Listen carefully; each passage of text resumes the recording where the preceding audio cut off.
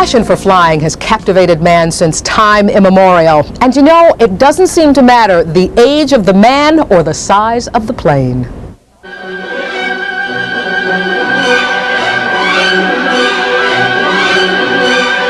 That's a P-40, World War II fighter.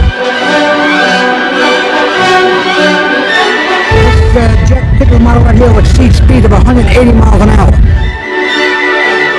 It's a Piper Cub with pontoons on it. It's a seaplane. Meet the members of the Pennsylvania Avenue Radio Control Society.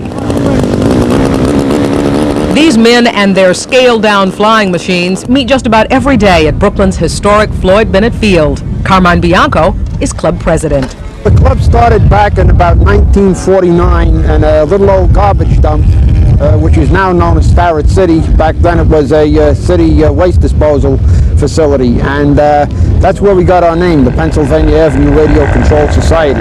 Amongst the members, we number doctors, lawyers, policemen, firemen, plumbers, you name it. I think it's a fascination with aviation, and it just gets into your blood like any other hobby or sport.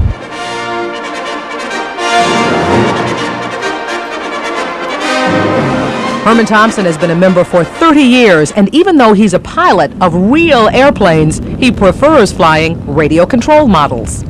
This is more difficult than the real one. It is. Once you conquer the fear in the real one, it's a cinch. You're inside, you feel everything, bumps and directions and everything. You can change right away directions. As soon as you see a compass moving, you know you're turning. Here you can't. You correct after the error. And that's why it's more difficult.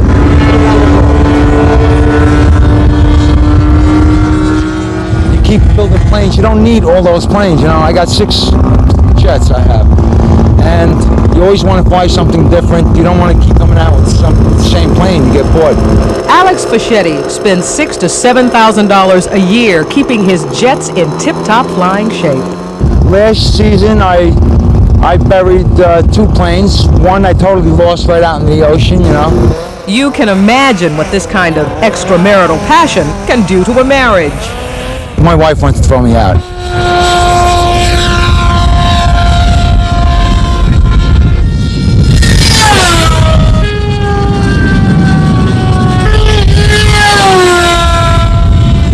Plane is called a Dago Red. Al Galdieri has been with the club for 35 years. I'll go do a flyby, I'll put the wheels up. There goes the wheels. I was going out to Levittown one day to see my sister-in-law, and I heard this noise up in the air, and I followed the noise. I went to Pennsylvania Avenue where we originated, and I saw the planes, and that was it. I went out to the hobby shop the next day and bought an airplane, and I've been doing it ever since.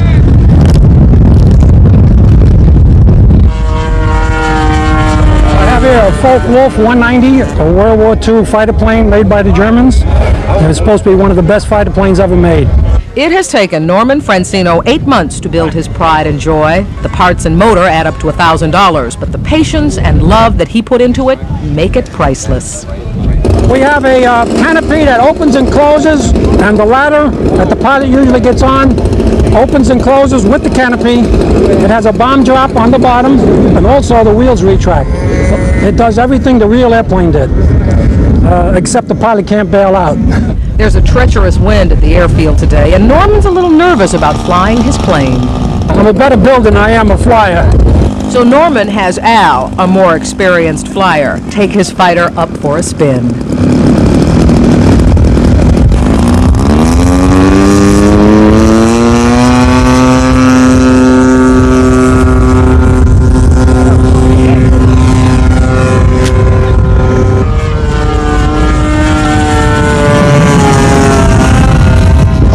Try to come in for a landing. Gear down. Oh, this is tough.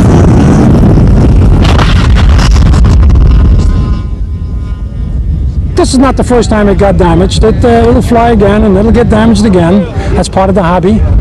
That's going to do it for this edition of New York Views. As always, we thank you so much for joining us, and we hope you'll join us again next time. In the meantime, I'm Roz Abrams. Enjoy the rest of your weekend.